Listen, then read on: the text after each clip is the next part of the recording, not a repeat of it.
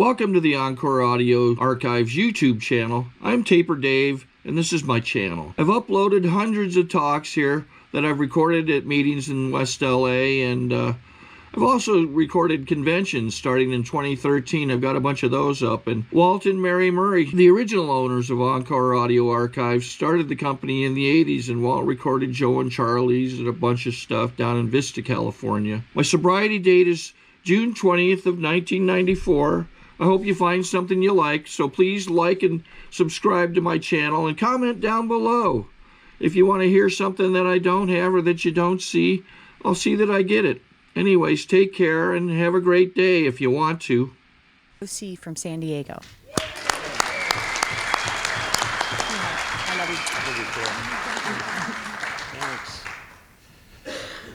Thank you. Joe Conroy, alcoholic. Hi, Joe. Wow, this is pretty weird for me. I was just looking at the sign. It said reserved for speaker. It was pretty weird. When I first got here, I was not a very happy guy. I wasn't. I told Joe I couldn't get my top button buttoned, and I did, and I'm burning it up here.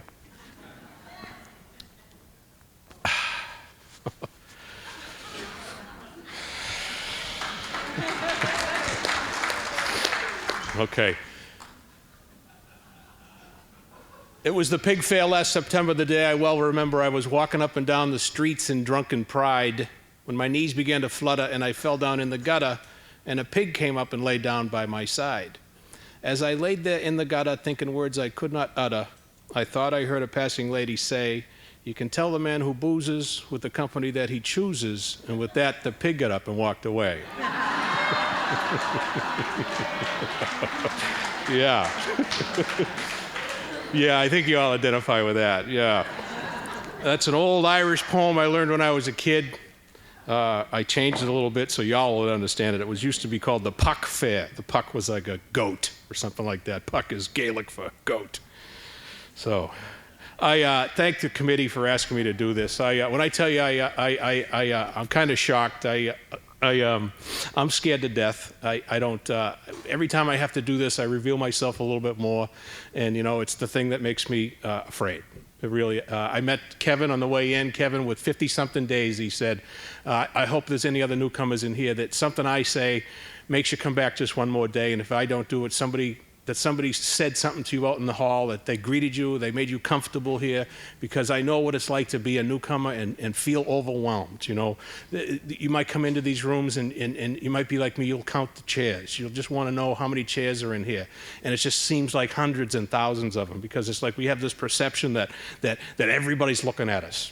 And it's really not true, but it's that fear, that overwhelming, ungrounded and unfounded fear that you take the alcohol away from an alcoholic and you make us get into situations like Alcoholics Anonymous meetings. It's really, really scary. So Kevin or anybody else that's new in here, I hope somebody says something to you that keep you come back tomorrow. If it's not at the conference, it's at a meeting. It's at some place where you find the hope that I came in here hopeless and I found it in the eyes of the people of Alcoholics Anonymous.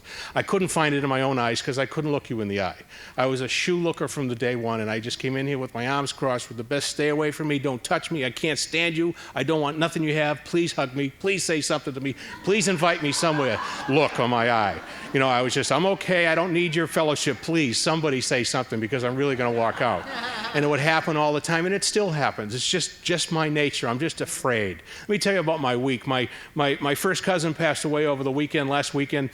She was dealing with scleroderma. She's back in Boston, and I had a really wonderful past several months talking to her about not dying. We're talking about living, and I think that's what AA has taught me. We don't come in here to die. We come in here to live. We come in here to change the person that walked through the doors to a person that God wanted me to be and wants you to be, and it happens one moment at a time. And for me to go back to my family and just be there, every one of them said, "I can't believe that you did this," and I said to myself, well, I can believe, because AA told me to show up.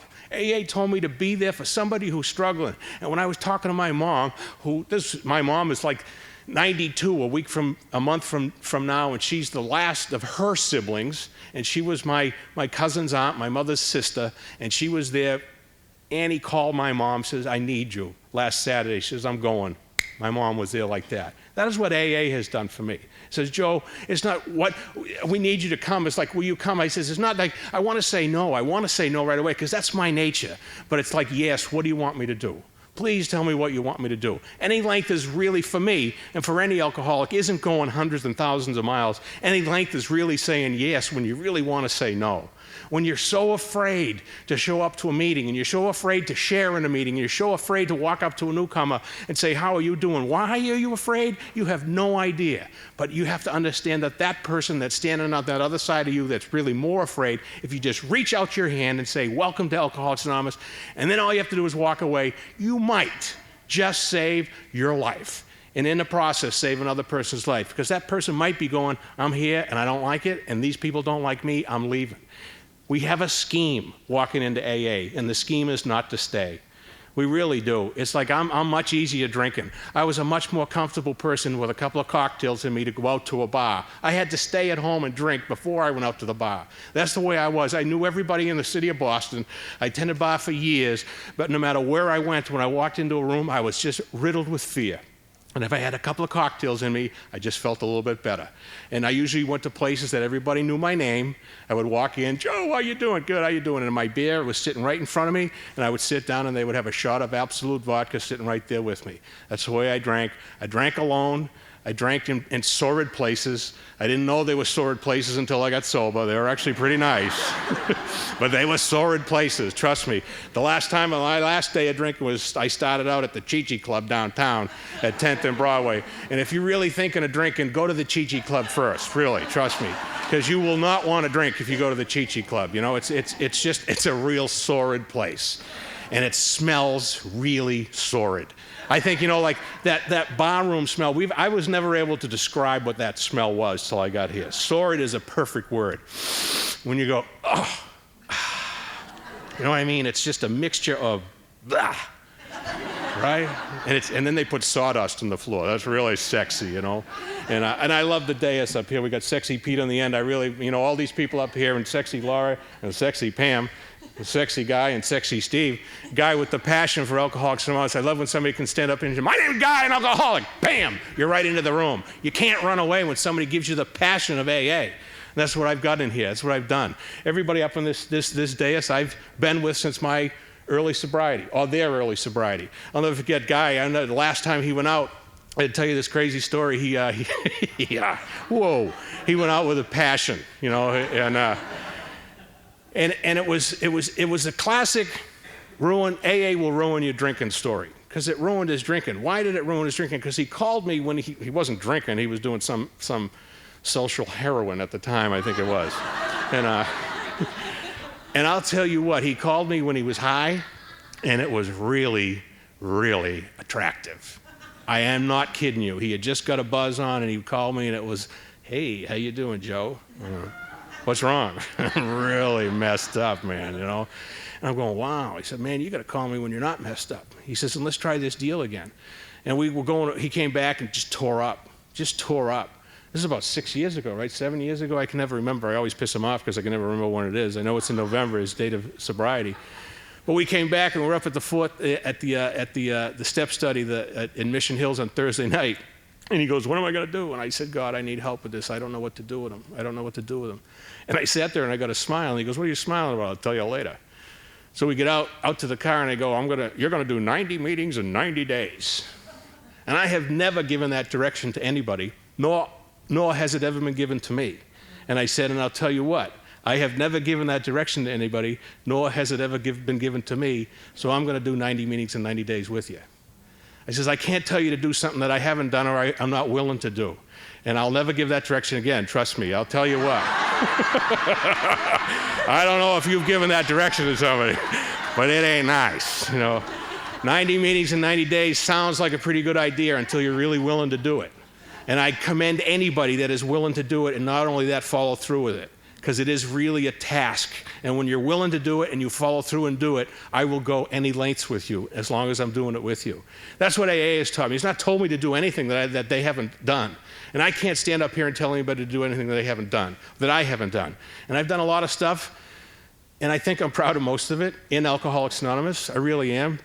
because it's given me a life that Bill Wilson calls being indescribably wonderful. I can't sit here and tell you what I've done, how I've done it, but I can explain to you the process that I've taken to get to where I am today. I got my sobriety date. I should probably tell you that. I don't know why, but I suppose I should tell you it's January 1st of 1989. And I tell you, I started my last day of drinking down at the Chi-Chi Club downtown. It was New Year's Eve, downtown, 1988. I'd moved out here from Boston 6 weeks earlier. What had happened was I tended bar for years, and I worked in a comedy club in Boston, and the guy that ran the comedy club happens, as far as I know, is still a member of Alcoholics Anonymous. That time he had 8 years of sobriety. His name is Dick D. And I thought he was a boob. I didn't like him. I didn't think he was a very funny comedian. I didn't really like him as a man. And there was nothing attractive about him except the fact that he was a member of Alcoholics Anonymous. And that's what I really have to stress, because we don't like everybody in here. I think Joan was talking about that last night. We don't like everybody in here, but you have to be willing to really reach your hand out to somebody who's got a message and be willing to hear that message. And not only that, the person that's being reached out to has to be able to stop everything and say, wow, I hear what you're saying. And this one night I had a really bad night at the bar, and I reached out to this guy. He said, Dick, I think I'm an alcoholic. And it was like out of the blue. And he said, wow, you picked a great time for that. And he wrote his name and his number down, and it was like 12:30 at night on a Saturday, and the bar was packed. And he says, call me in the morning, we'll talk about this.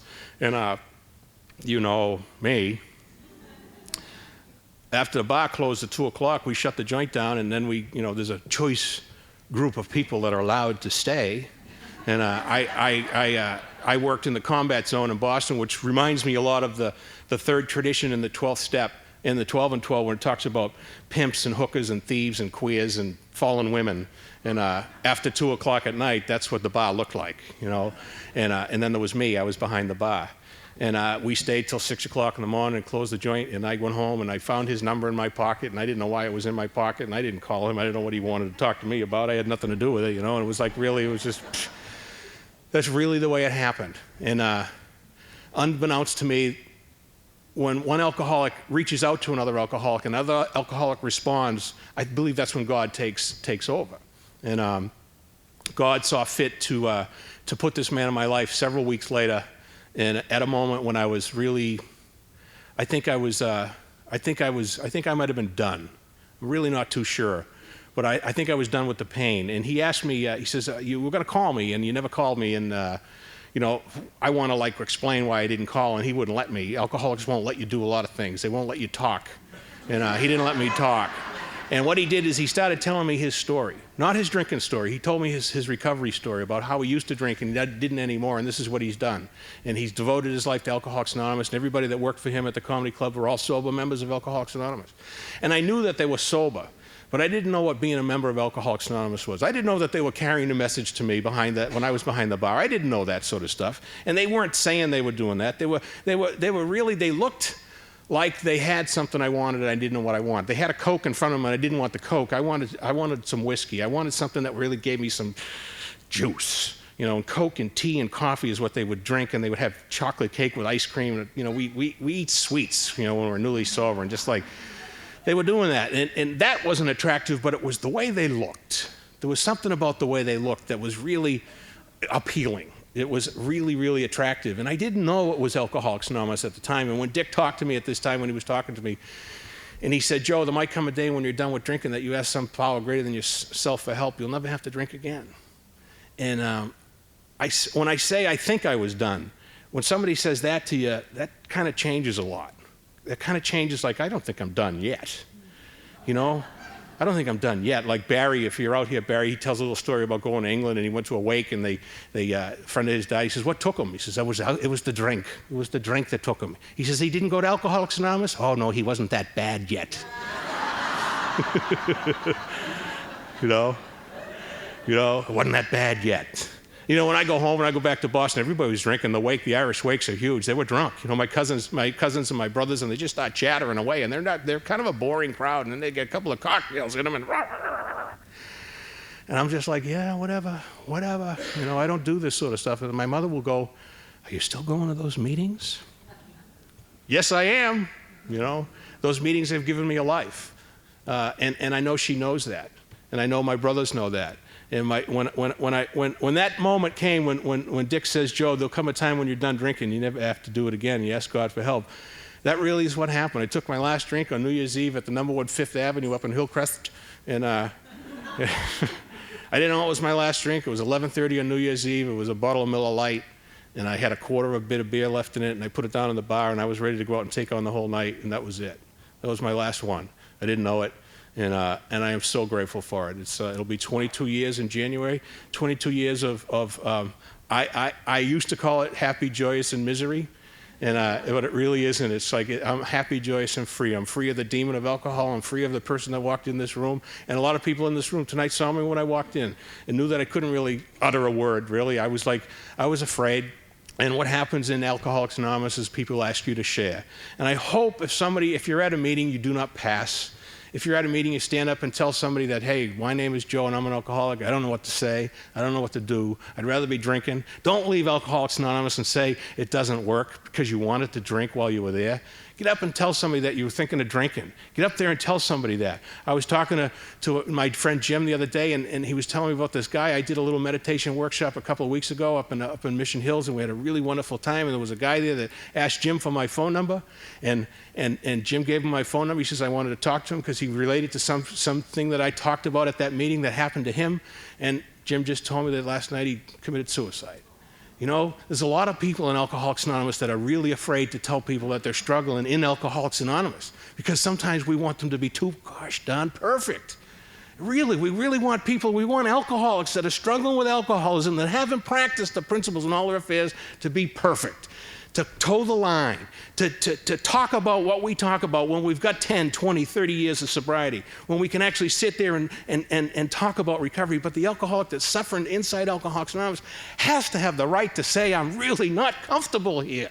I don't like being sober. It's really tough. You know, and you got to give them that right. I believe you got to give them that right. So maybe some other person in that room can identify with the pain that they're suffering with at that moment and share the solution. That's really what this deal is all about. It's about the solution, your solution to some other alcoholic's problem.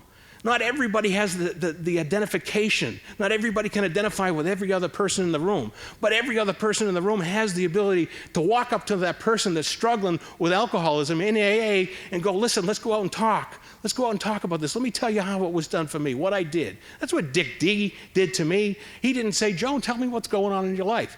He told me what went on in his life, and he gave me a little bit of solution, and I took what I could, and I left the rest. I left it and I walked away. Not only walked away, I packed my bags and I moved to Southern California. That was my solution at the moment. I couldn't deal with it at that time. I'm going to California. I remember going to my mom, I'm moving to San Diego. For what? I said, I don't know. I'm going. I'm gone, and I was gone. And I came out here and I didn't know a soul. I didn't know what Alcoholics Anonymous was. I walked away from the first person who passed this message to me. I walked away from him, not the message of Alcoholics Anonymous.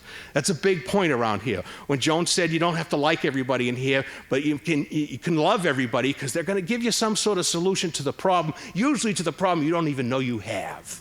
And he did that, and I came out here, and I never forget, I took the last drink on New Year's Eve at 11:30, and the next day, I'm sitting at a little flop house down at 6th and G. Downtown wasn't as nice as it is now then. Downtown was really seedy. It was really sordid. It was full of beggars, tramps, hookers, and thieves, and fallen women, and queers. It was full of that, you know? And I was like, I like this. I like this. So I'm living in the car that I bought for $500 up in Montecito. It was a 1963 Ford Falcon station wagon. Beautiful car. It was a beautiful car. And I lived in the back of it. And as I was driving down the road today, I remember I passed the Motel 6 down the road. The Motel 6 down the road. When I was first still drinking, I hadn't gotten sober yet, I used to sleep in that parking lot down there. It was $16.99 a night to live in the motel. And I didn't have that kind of money. It's $59.99 now, 22 years later, which isn't a whole heck of a lot of increase. But I used to sleep in that parking lot because it was safe. And when I didn't feel safe, I used to go over to the airport, and I would pull into the airport. It used to cost you $1 to park in the airport overnight. $1. It's $21 now, okay? If you're thinking of go drinking and driving in your car. It was $1. So I used to go into the parking lot down at the airport. I'd pay $1, and I'd sleep in the back of the car, and I'd get up in the morning and get a newspaper. And I'd look like a traveler, and I would go and get something to eat, and I'd go, oh, this is really great. And then I would get a couple of beers, and I would kind of make the day go away, and that was it. Sometimes I would go over to Ski Beach in Ocean Beach, or in Mission Beach, or wherever that is, and I would call Mom. She goes, where you living? I says, I'm living at the beach. I'm living at the beach, and that's what I was doing. And I would go to, it was Boney's at the time. I'm going to get a lot of old memories now. I used to go to Boney's, and I wanted to be healthy. Didn't want to give up drinking, but I wanted to be healthy. So I used to, I had a little hot pot in the back of the car. I used to get apricots and broccoli, right? And I would boil the broccoli, and I would eat the apricots, and I would sit there and I'd drink some water, and I'd sit in the car and I'd be reading the newspaper, and I would get heavy with gas. Like bloated heavy, and I didn't know why. You know, apricot and broccoli isn't really, it's very gaseous, you know. It's like, thank God I hadn't been going to meetings yet. Can you just imagine, Joe, would you like to share? Yeah, sure I would. That's enough out of you, you know. But that's what I was doing, and I was living over there at the beach and tell Mom everything was great, everything was wonderful, I'm having a great time, meeting people all over the place, and I was all alone. I was absolutely all alone. I remember sitting at home when I was in Boston. I lived in an Italian neighborhood. I'm not Italian, I'm Irish. My head is kind of shiny, isn't it? I was looking over there now. I should have put some powder on it. But I remember I'd be sitting at home before I told Dick I had a little problem, and I'd be sitting there listening to Willie Nelson.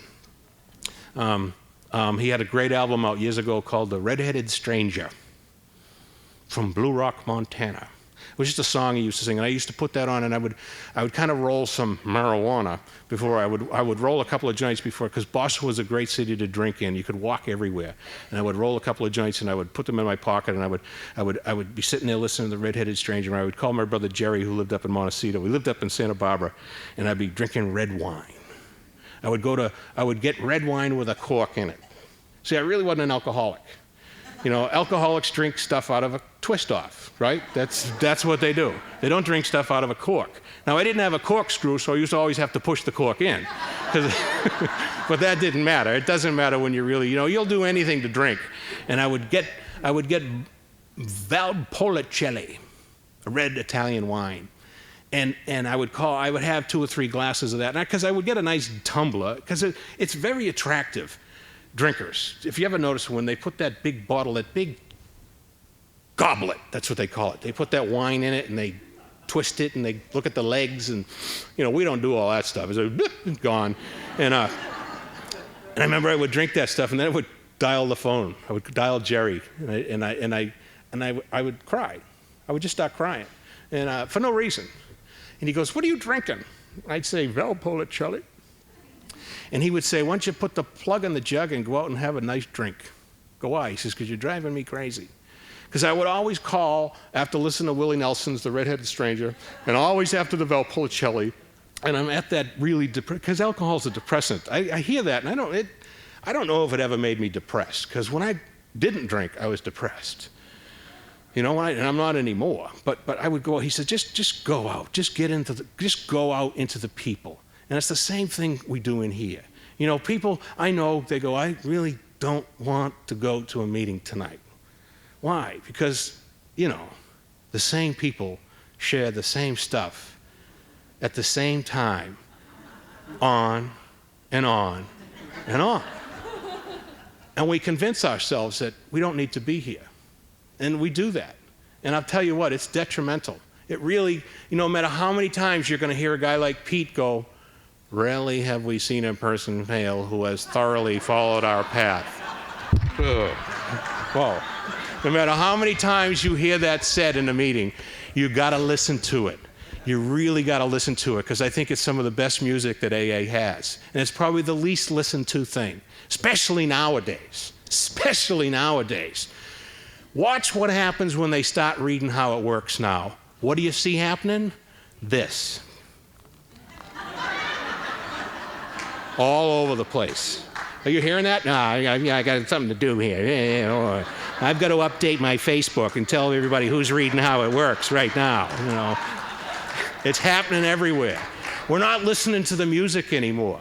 We're not listening to it. You know, we want to like, I heard a guy at the marathon meeting a little earlier. He says, I was sitting here thinking about what I was going to share, so I didn't hear what was being said.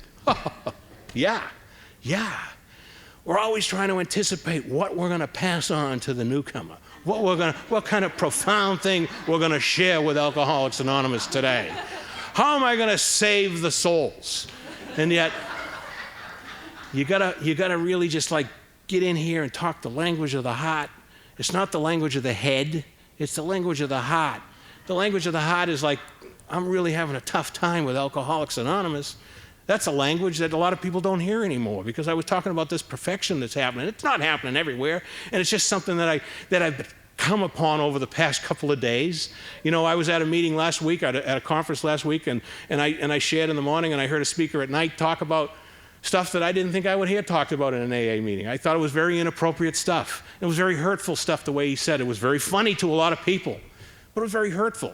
You know, it was very, very hurtful. And if I hadn't shared my story in the morning, I don't think it would have had an effect to a lot of the people it had an effect to. Because I was telling my story in the morning, and this person wasn't there to hear my story, so he thought he was able to do a little comedy skits and make things funny that really are not funny.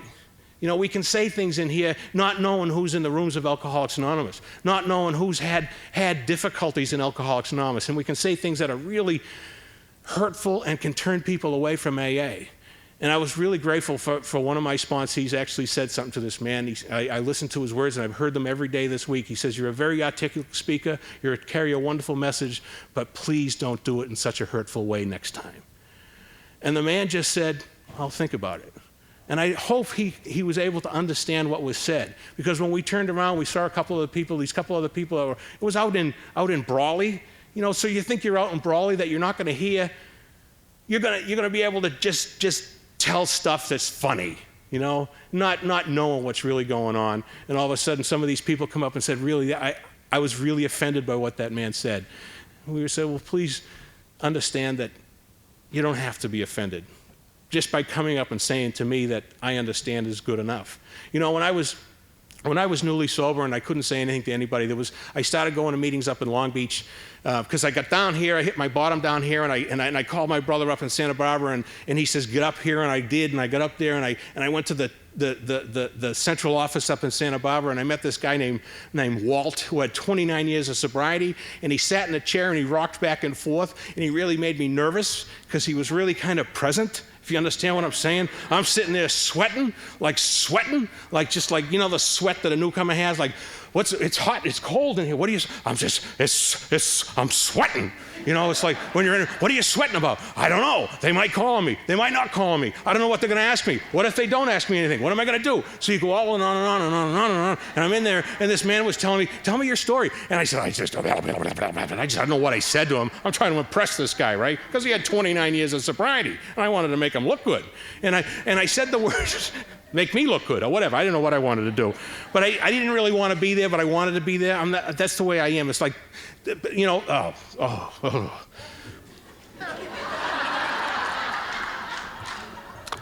And then I wanted his endorsement. That's what I really wanted. I wanted his endorsement, right? So I said, Walt, I think his name was Walt. It might not be. It doesn't make any difference. You know, it really doesn't. But I want to make it accurate. And I said, am I an alcoholic? He goes, wow, I don't know if you're an alcoholic. He says, but I know that I'm an alcoholic, and I know that probably 90% of the people coming into this room, it was the central office of alcoholics. Everybody buying a book in here is an alcoholic.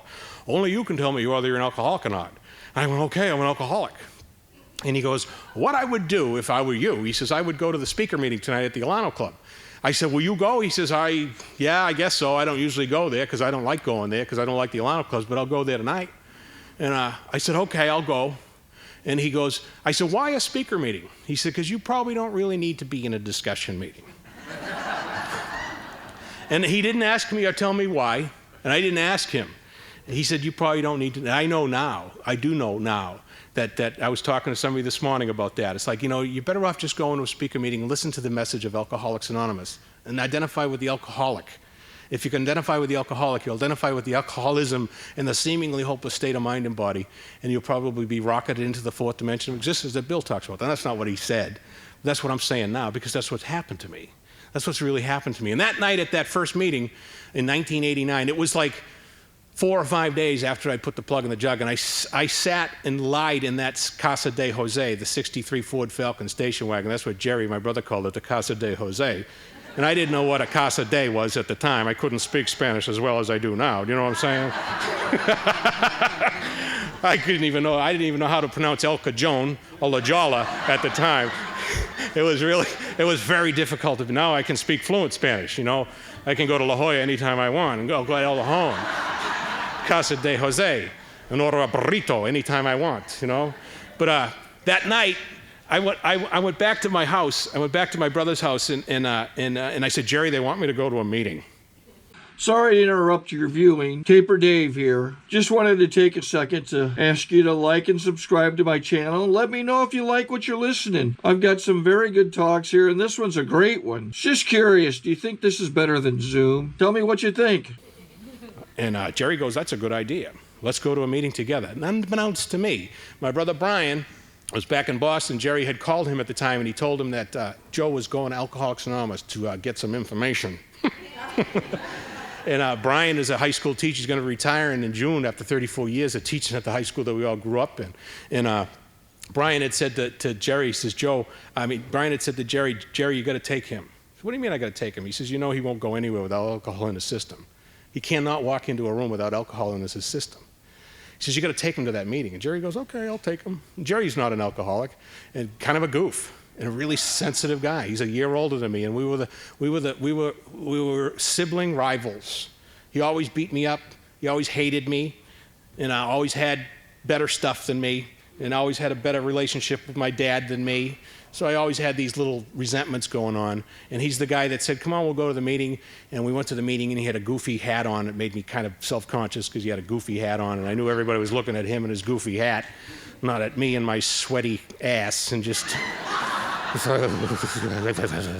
and it was like, you know, I was listening to a guy. It was a speaker meeting. I was listening to a guy like you guys are listening. I didn't understand a word he said. I don't know what he talked about. The only thing that I heard that I related with was he was a truck driver that used to drive from Sacramento to San Diego. He used to drive a 18-wheeler down the road all the time, and he used to drink and drive all the time, and he perfected the art of puking out the window without getting it on the mirror, right? And I thought that was unbelievable, right? And I'll never forget talking to Jerry. Did you hear what he did? He perfected the art of puking without getting it on the mirror. And Jerry goes, the mirror is in front of the puke, Joe. He wouldn't have got it on the mirror anyway. I was like, oh, yeah. You know, like, so I was convinced that I belonged there, and I didn't know I belonged there. But what happened that night was probably my first real surrender, which wasn't a real surrender, but it was like my first moment when I felt something powerful, something more powerful than I was at the time. I didn't know it was a power greater than myself. I didn't know it was God. But after the meeting, we all circle around and we do the Lord's Prayer, right? So we're circling around, we're doing the Lord's Prayer, and I hold the woman's hand to my left, and my brother was on my right, and I grabbed his hand, and he grabbed it with that, you know that grab that people give you? It was like, it's going to be okay. I said, it's going to be okay, you know. So we start saying the Lord's Prayer, and I look over, and he's crying. He's crying. He's sensitive, right? I'm going, what the Christ is he crying at? But I think he was crying at the hope that he felt for me. I don't know if I had felt it yet. But I have not stopped seeking that. I have not stopped going to meetings looking for that little bit of hope, looking for that little bit that when one alcoholic touches another alcoholic, I believe there's a really powerful thing that happens there. Let me tell you about a really stupid thing that happened to me. At the time, it was very stupid. It didn't seem like it was much of a big deal. It didn't seem like it had anything to do with my life at the time. It didn't seem to have anything to do with God. And yet, there was a guy that I asked to sponsor me when I was newly sober. His name was Dale L. I thought he had what I wanted, and I asked him to sponsor me. And not once in the 4 or 5 months that I asked him to sponsor me did this guy ever call me. Not once, right? Not once did he ever call me. And I was really building up an incredible resentment. Like angry angry resentment. Tight, angry. And I remember going to a meeting this one night. I had 11 months and 2 weeks sober, and there was a guy getting a 1-year cake. Now, I had seen this guy for my whole 11 months, 2 weeks of sobriety, and he was getting a 1-year cake. And if you're like me, he was having 2 people presented to him, right? Now, lots of people get pissed when one person goes longer than a minute to be the presenter, but there's 2 people. And I've got 11 months, 2 weeks of sobriety, and I've got it pretty much together, all right? And I'm watching this, and my friend Rick, who wasn't really a friend at the time, he was sitting next to me. Rick is about this big, and he was sitting next to me, right? And I was wearing my leather jacket, because I used to ride motorcycles, and I was wearing the leather jacket, which is really a shield for me. And this guy, Dale, that was my sponsor, came in and sat right behind me. And I'm watching the guy get a 1-year cake up front with 2 people giving it to him, and I got my arms crossed, and I'm getting angrier and angrier and angrier. And Rick was sitting next to me, and he goes, "Joe, are you okay?" I am fine. And I'm sitting there I'm red anyway. And now when I'm angry, I'm really red. And it's like just red and veins and angry and just, when you can feel tension from somebody? Is there anything wrong? Tension. And Rick is going, "Joe, are you really okay?" And Dale is in the back going, "Joe, are you all right?" And I'm going, "I'm fine." And I'm up here going, "You never, ever called me. I have been struggling with alcoholism, and this guy has got 1 year, and I got 2 weeks to go, and he's happy, joyous, and free. And I hate being sober." And I am just pissed off. And Dale did something, what I just said to you, he did something that I don't suggest you do to somebody with untreated alcoholism. He reached out and he touched me. He said, "Joe, are you okay?" And it was like he pulled the finger from the dike. I started crying. And as I started crying, he said, "Joe, let's go outside and talk." And this is the old Live and Let Live Alano Club up in Hillcrest, and it was an old tile room floor with the old Catholic school chairs, those metal, hard, hemorrhoid-causing chairs that Alcoholics Anonymous has. And my belt buckle was hooked on the back of the chair, and when I stood up, that chair went flying in the air and it went crashing to the ground. And everybody in the room turned to me. And I was crying. And Dale said, "Let's go outside." And we went out front, and I just started to bawl. Just snot-raising bawl. Just with, when it's like that punch in the gut when you lose your wind. And I'm in Hillcrest, and he's hugging me, and I'm really scared, and he's hugging me, and I'm like, he's patting me, and I'm really, "Don't do this to me, Jesus." And it could have been eternity, it could have been forever, and it could have been 10 seconds, I don't know, but it just felt really bad and good at the same time.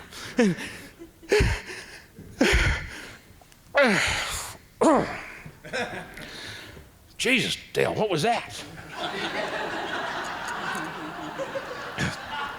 And he goes, "I think you just surrendered." I went, "What?" He says, "I think you just surrendered to the Fellowship of Alcoholics Anonymous." And I was like, "What? What? Surrendered?" And he goes, I go, what next? He goes, "You launch out on a course of vigorous action." Oh, Christ. What? Course of vigorous action, surrender. What are you talking about? Because he said, "I think you surrendered to the Fellowship of Alcoholics Anonymous, but you need to surrender to the program, to the spirit of Alcoholics Anonymous." So what? He says, "Joe, you need to get action going. You need to go to a men's meeting. You need to go to a couple of speakers' meetings. You need to get into a step study. You need to get into the steps. And I'm going to myself, but you're supposed to be helping me with this stuff. Did I ever ask him for help? I asked him for his phone number.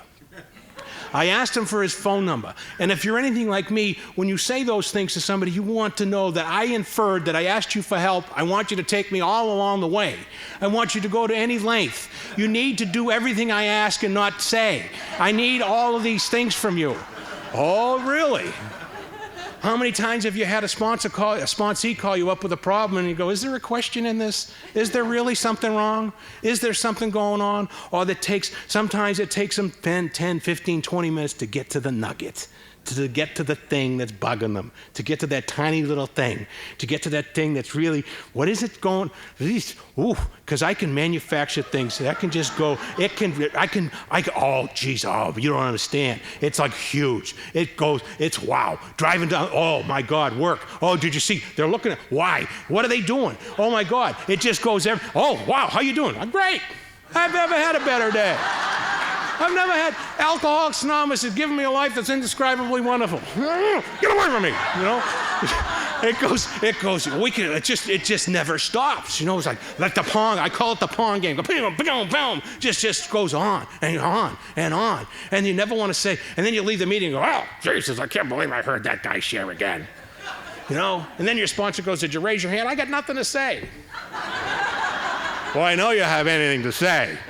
Did you ask anybody for help? Did you talk to anybody? Did you do this? Did you go up and meet a newcomer? Did you go up and ask somebody how they're doing? No. Okay. Try it next time. That's a big order. That's a big order. And then I'll never forget following my friend Tom around, and I'd watch him scared to death. The guy was scared to death of everything. Big guy, 6'4", huge, big guy. He's scared to death of everything. And what would he do when he walked into a meeting? He would go up and he would shake people's hands. Tell him, hi, I'm Tom, how you doing? Hi, I'm Tom, how you doing? Hi, I'm Tom, how you doing? He would walk around. I go, don't you want to have a conversation with him? No. What are you doing? He says, I'm afraid. I come in here because I'm afraid. And when I do that, I actually stop thinking to myself, for that long. And I'll tell you what, that long isn't very long, but when you string them all together, it can be a lifetime of joy. It can be a lifetime of joy. The first line in the 12th step in the 12th step, in the 12 and 12 says, joy of living is our code. But there's a little caveat right after it, but action is the key word. I always associated joy with Christmas time, and I hated Christmas time, so I hated the word joy. See where my thinking goes? This is where it's like that logic, you know, therefore this, that, hate. It's good. You know, joy of living is our code, but action is the key. What do you mean by action? What do you mean by action? What do you mean by action? It's like, I've got it, this is a classic one for me. I've got a great membership at the gym, $49 a month. $49 a month, $49 a year for my gym membership. $49 a year. And I have not lost any weight. I have not lost any inches. I have not built any muscle. I have not really been very nutritious since I got that membership. And I have not been to the gym either, right? Do you know what I mean? Because I just got the renewal the other day. And I go, $49 is nothing. And I'm debating whether to renew it. $49 a year. And I had to buy a suit for this deal, and I had to go up a size. You know, I went to the guy, he goes, what size are you? I says, I'm 46. He goes, no, you're not. I go, I'm a 46. He goes, no, you're not.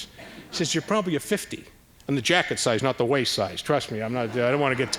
But it was the truth, you know, I want to live in this denial. And denial is not a word that we hear in our literature, it's delusion. You know, the delusion is the word that a lot of denial came in here through the spin dries and stuff like that. So a lot of people use the word denial, but the delusion is I can't really differentiate the truth from the false.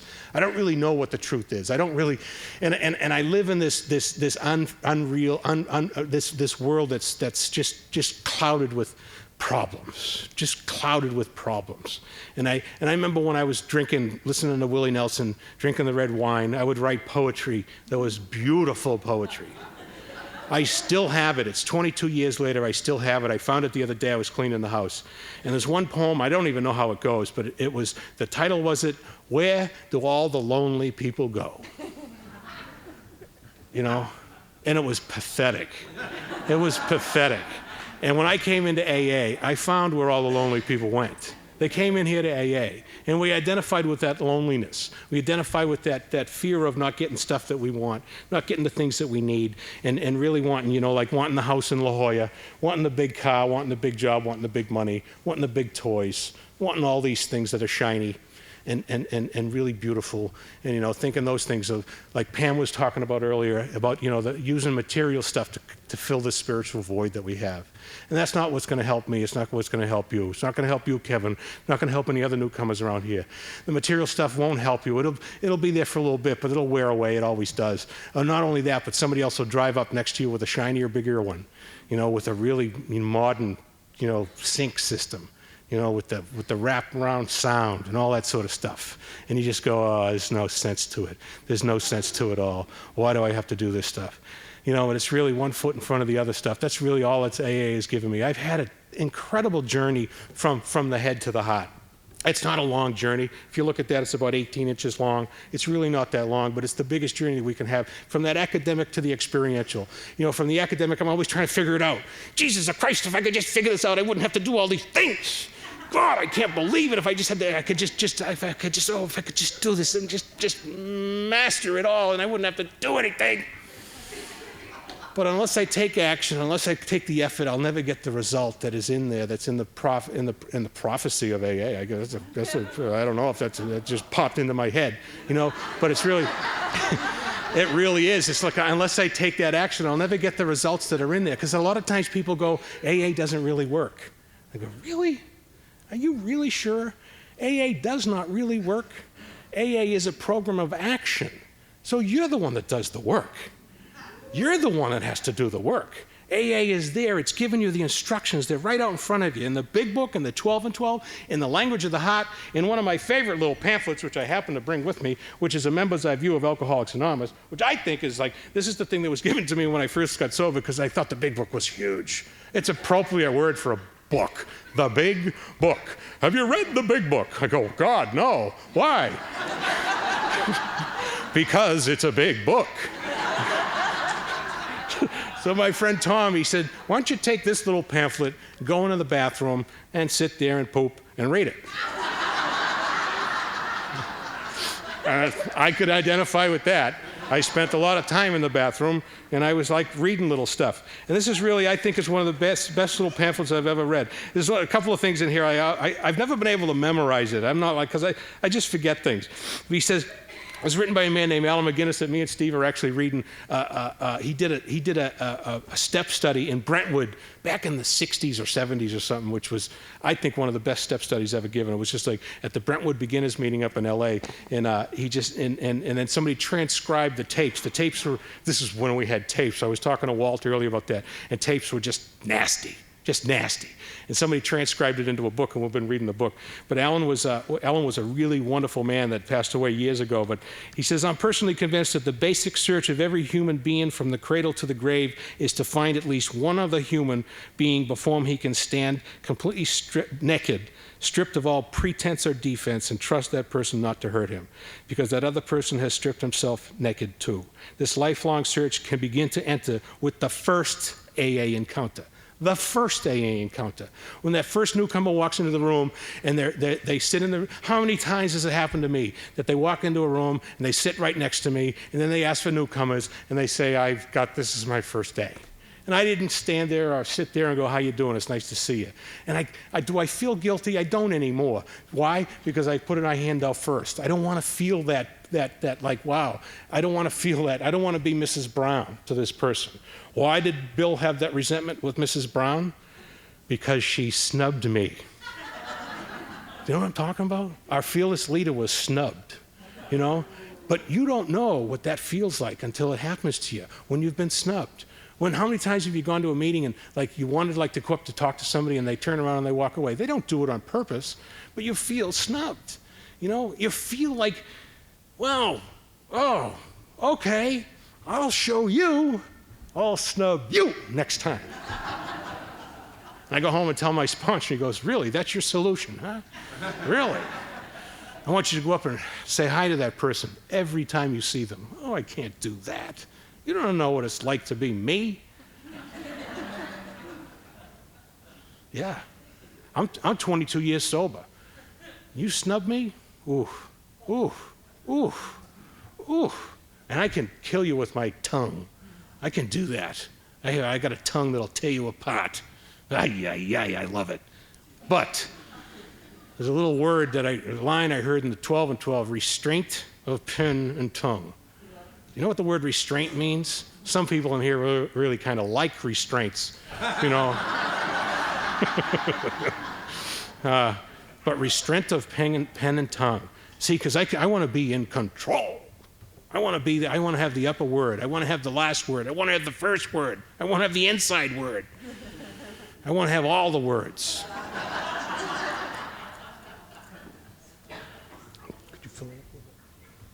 But I just love being sober because it's really given me the ability to be myself. That's the one thing I didn't think it was going to do for me. I really didn't think it was going to do for me. And I'll tell you what, when I was 8 years sober, I worked for a law firm downtown Boston, and I've been working for them for 17 years. There was a period of time when I quit because I'm not a worker among workers. I don't really like the word work. It's one of those four-letter words that we hear too much in AA. Not like the bad words, but work. God, I hated it. And I remember I just hated it. The whole thing about it was just awful. And when I was newly sober, I was trained to be a hard hat diver, and I could make millions of dollars and gazillions. I could travel the world just working in oil fields and you don't know the potential I had. It was just incredible. It was just unbelievable. And the first job I got was selling men's underwear downtown for International Mail. And it was just on a catalog. And I used to get on the phone every morning at 5 o'clock in the morning, and I used to sell men's underwear. And it was just demeaning, and it was just awful, and it was just it was hideous. And it was a gift, all at the same time. Because I was at a meeting, my sponsors, I couldn't get a job because I wanted a $100,000, $200,000 a year job, and I couldn't get it. And he says, I don't care what you do, but you're really driving me crazy. You need to work 8 hours a day, and you need to get a job. Why don't you go to a meeting and tell somebody you need a job? I go, okay. So I did.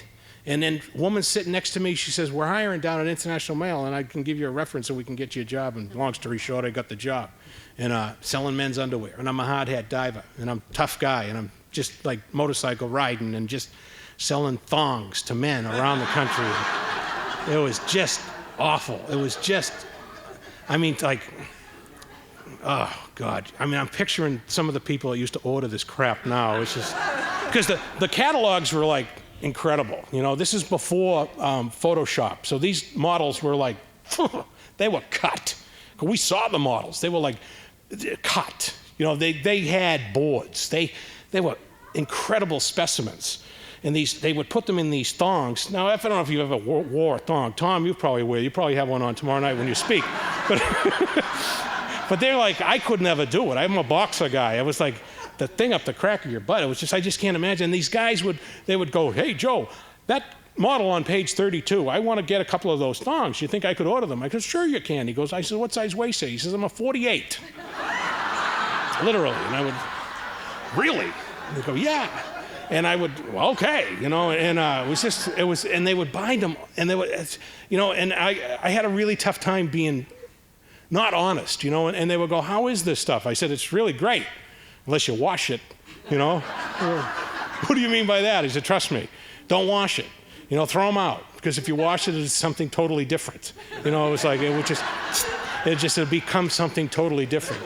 And I worked here for 2 years, 2.5 years selling like underwear, and it gave me the ability to show up. It gave me the ability to show up. And then I'm at a meeting, and a guy asked me to sponsor him, and I don't know why he asked me to sponsor him, because I didn't have anything he wanted that I wanted, and he asked me to sponsor him, and he was my first sponsee, and he was a gift. He was an incredible gift from God. And he called me up one day, and he says, hey, Joe, they're hiring down at the law firm. Will you want to work for the law firm? I said, Tom, I'm a hard hat diver. He says, Joe, you hate your job. They'll pay $14 an hour.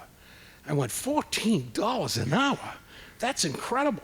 And I went to work at this law firm, and I'm still there. I'm the supervisor now, and I ask them when I'm going to quit. I'm going to go get another job. And they go, how much money? How much do you want? What do you need? We want you here. And I'm like, you don't understand. I don't belong here. I don't belong up here speaking. This is my head. You guys don't, I can't do this. Really, I'm a phony. I can't do this stuff. And they go, you actually are good. I've been down in Houston for about 6 weeks opening up a firm down in Houston, and I'm down there, and I'm going, why are they doing this to me? Are they trying to fire me? What are they? I know, even today, they called me yesterday when I landed in Denver. I was on the plane. They called me. They had a problem. And before I answered the call, I go, oh my God, they found out. This is exactly they found out.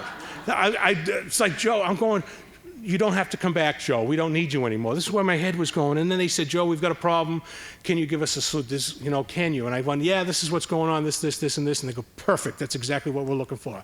And I hung up the phone, and I go, how do I know those things? How do I know those things? I know those things because AA taught me to show up. It taught me to listen. It taught me to absorb what I've been doing and share that with people.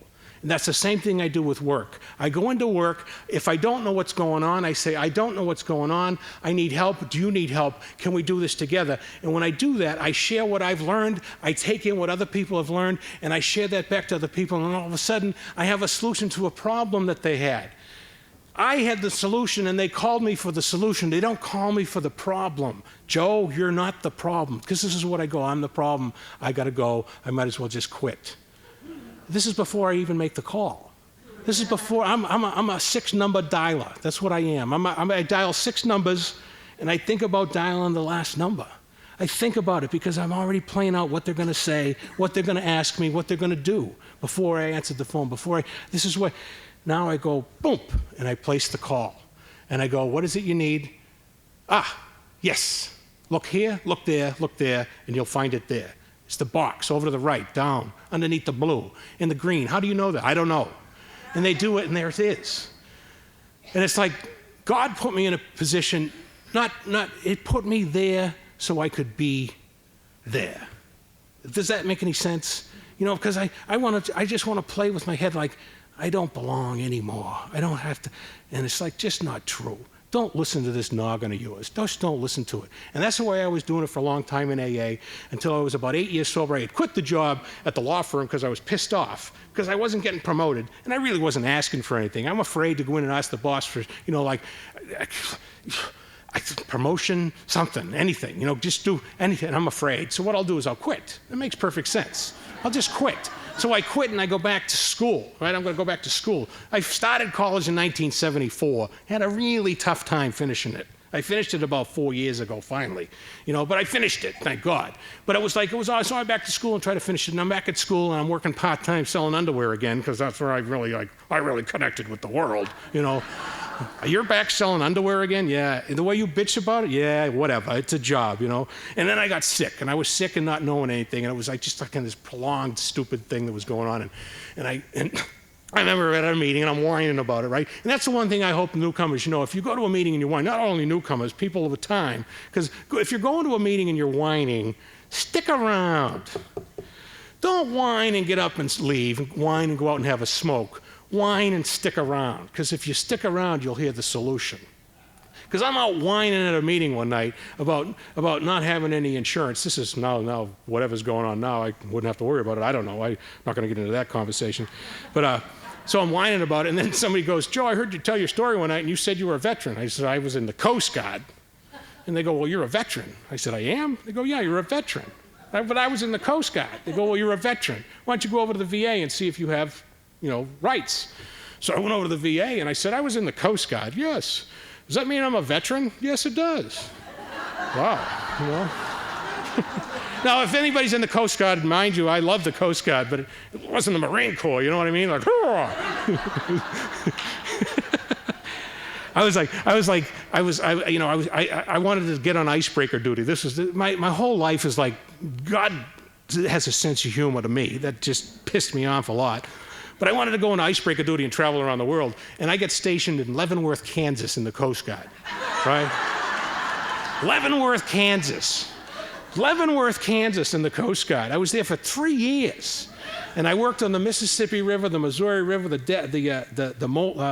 all over. I traveled all over the Midwest. It was one of the most grand excursions I've ever had in my life. It was like it could not, when you think about it, it was like I was pissed off when it happened. When I look back at it, it was like, it was an incredible journey.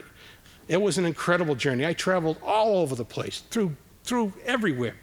God, it was just so much fun, and I wish I was sober, because I would have been able to capture it much better. But I remember I go over to the VA, and I go, long story short, they asked me all these questions, and then they said, what's your HIV status? And I go, well, I'm HIV negative. Oh, good, that's all we ask. I go, why are you asking me that? Well, we have to ask everybody nowadays. So, well, whatever. And long story short, it just went on and on. They couldn't figure out what was wrong with me. And I'm just getting sicker and sicker and sicker and sicker. And it was coming up on the Alkathon on New Year's Eve on my 8th birthday. It was 1996. It's coming up on the Alkathon, and on New Year's Day, 1997, I get a call from the VA in the morning, and they said, Mr. Conroy, we need you to get into VA right away. You just tested positive for pneumocystis pneumonia. And I went, wow. I said, thank you. And I hung up the phone. And I go next door to Hippie Jim, who I was sponsoring. He lived in the garage. We lived in a commune. And I said, Hippie Jim, they just told me I got tested positive with pneumocystis pneumonia. Look that up in the dictionary, would you? I was his sponsor. And I knew what it was. And he looks it up in the dictionary. He says, pneumocystis pneumonia is a disease that affects people with compromised immune system. And I went, wow, that's pretty weird. So I called up Tom Higgins, who was my first sponsee. And Tom Higgins, I said, Tom, can you drive me over to the VA? I just got tested positive for pneumocystis pneumonia. He said, I'll be right there. And he comes over and he picks me up. Him and his lover pick me up. And we're getting in the car. And he goes, pneumocystis pneumonia, Joe. I went, yeah. He goes, you know that's AIDS, right? I go, yeah. He says, how'd you get that? I said, well, you know how I got it, but I don't know how I got it, and I didn't know I had it. So I went over to the VA. Long story short, it was a really traumatic incident for me, because they at that time, they were really not supposed to do that to you. They weren't supposed to say, you've got AIDS, you're dying, without me knowing what was going on. So I walk into the hospital, and the doctor said, we've done a disservice to you. I said, no, you didn't. I said, I've been sober for 8 years in Alcoholics Anonymous. You just gave me you gave me the solution to the problem I didn't know I have. What do I need to do? She said, what? She said, what do I need to do? I want to live. I want to live. And I was absolutely 8 years sober. I believe it was my first time really totally surrendering to everything. I said, whatever you want me to do, Doc. Whatever you want me to do. And I called my sponsor that afternoon, Bus. I said, Bus, I'm dying. I need help. He goes, what's the matter? So I told him. He goes, you can't die yet. You got to take a cake Friday night at the men's meeting. I said, I can't do that. I'm dying. Don't you understand? I'm dying. And I went to the men's meeting that Friday night. I hadn't been there because I've been sick, and I've been just like, I had kind of wilted away to nothing. And I walked in, and this guy, Steve, met me at the door. He said, Joe, you look like hell. And I said, let me tell you about my week. And I told him about my week. And he gave me a hug. And I sat down in the back row, because I'm a back row kind of guy, and I sat there with my arms crossed. I didn't think anything was going to happen. And Steve sat down, and he told somebody next to him, who turned and told somebody next to him, and told somebody next to him. And all of a sudden, the whole room had known what had happened to me, and they turned and looked at me. Now, this was the first time I'd really believed that the look was the look of love. Because I think it's always been that way. I think the look of love is really shrouded a lot by my own fear. When somebody looks at me with love, I can't understand that. And when I stood up there and I took the gate, Bus says, I don't know what to tell you. Joe's got 8 years sober, and he's had a shit week, and he's going to tell you about it. And I stood there and I says, I'm just scared to death, folks. This is like, I'm 8 years sober, and I'm really not very happy right now. And at the same time, I'm very happy, because I'm realizing how precious life is. How precious life is, and how can fleet go like that. And you know it can go just like that. But we don't know it at the time. We don't know when we got all our life's plans, when we got all the things, when we want to build up, we've seen it all, when we want to build up the 401k, when we want to get our houses and our investments, just like they're all material stuff, and it's nothing, it just goes. But when your life is there in the threat, when your life is like right there in front of you, when you're faced with the end, and it's never the end until it's the end, but when you're given a terminal illness at the time, I just said, guys, I'm afraid. The biggest thing was afraid that I had never talked about being gay. That was the biggest thing. And I'm at a men's meeting. It was a straight men's meeting. Blah, blah, blah, blah, you know. How you doing? Blah, blah. Just like, blah, blah, blah, you know. And I had this perception that if they really knew who Joe was, they would throw me out. That's absolute truth. That's really the way I felt all my life. And I stood there and I told them I was afraid of my thoughts at the moment. I said, I'm telling you this because I'm afraid. I don't know what's going to happen afterwards. And that was like, for me, it was being shot or rocketed right into that fourth dimension of existence that Bill Wilson's talking about. I was stripped totally naked of all defense and pretense. And I just stood there and I said, this is my life. I'm afraid. I need your help. Did I say those words? I don't know. But that's what I inferred. And in the inference, Alcoholics Anonymous heard. And they lifted me up. And for the next 6 months, I was deathly ill. Deathly ill. I was hallucinating. The medication was nearly killing me. I never felt so alone in my entire life. And at the same time, so much connected to the sunlight of the Spirit. I was so connected to the sunlight of the Spirit, and that was the fuel. That was the fuel for my rocket. That was the fuel to get me right into the moment. And I have lived in that moment ever since. It is the best place you can live. Honest to God, it's the best place. Then how it works, it says, may you find him now. It doesn't say, may you find him when you've got 20 years of sobriety, when you've finished the steps. It says, may you find him now. And if you find that power greater than yourself, sometimes it'll be in the rooms of Alcoholics Anonymous. It'll be in the action that you take. It'll be in those moments when you say to somebody, I need help. Then you'll find this power that's just greater than yourself. And it gets you connected. It's like being plugged into something that's really incredibly wonderful. And does it have to happen in desperate times? I think it does. That's how we get here. That's how we get to Alcoholics Anonymous. Under the lash of alcoholism, we are driven to AA. Bill wrote those words. Those are powerful words. Under the lash of alcoholism, which sounds painful, we are driven to AA. We are driven. Those are big verbs, and those are action words. Those are words that get you somewhere, and they get you here, and they keep you here as long as you keep practicing those things in all your affairs. That's my experience. It's not my opinion. My experience is wonderful. Of all the bad things that happened to me, it's prepared me to live in a life that is wonderful. It's prepared me to actually be with people that are on their last breath. My friend Tom Higgins, who took me to my doctor that day, asked me to be his power of attorney because Tom had AIDS for the whole time I had him. And I was in that room when he took his last breath, and it was the most joyful experience I've ever been in my life. He gave me the ability to see what it was like, and I am not afraid. You can't be afraid of what the end of life is because you live this life now. And when it's over, it's over. And that's when you go. And that's when I think I'm good to go at all times. And when I was talking to my cousin these past couple of weeks, she said, Joe, I don't know what it is about our conversations, but I really feel at peace. And I said, I understand. And the peace that I was giving her is the same peace that you have given me.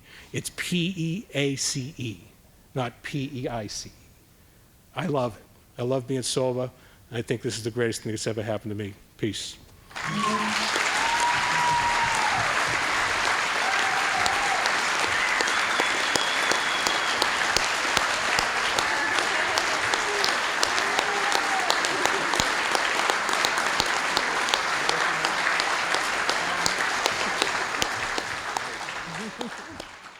I think we got a great talk going on here. Thanks for watching the channel. Taper Dave here.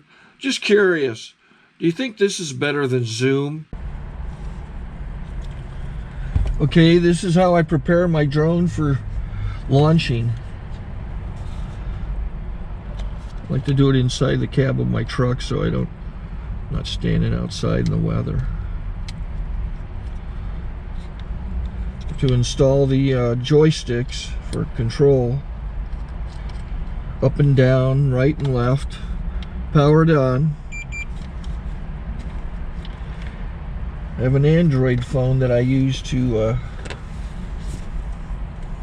connect it to the drone with, and it's actually controlled through the iPhone, through an app. Oops, wrong way. It's actually controlled through the iPhone, or through this Android phone, through the app. It's actually controlled through the Android phone, through an app, and you connect it through this short connection right here.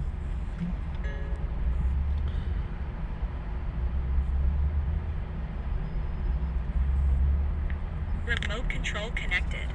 Remote control's connected. pull out the drone. I have to extend the legs. Long legs extended first, then the short legs. Remove the gimbal protector.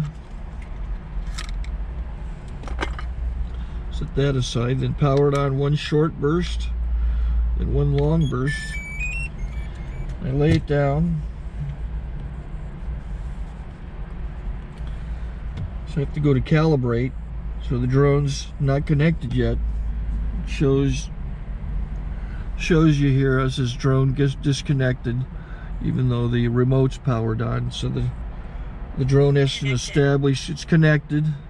So I go into the app to calibration mode.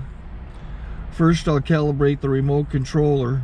Start calibration. Out, in, oop, out, in, up, down, and then this little wheel is to control the gimbal. So it's calibrated. Go to gimbal calibration, start calibration, and then it calibrates the gimbal. I don't know if that shows up. The gimbal's moving all over the place. Changes, you can see it on the video. And I'm calibrated to take off. It's acquired 7 satellites at the moment. There are 26 satellites up in the sky, which it has to acquire before you can take off.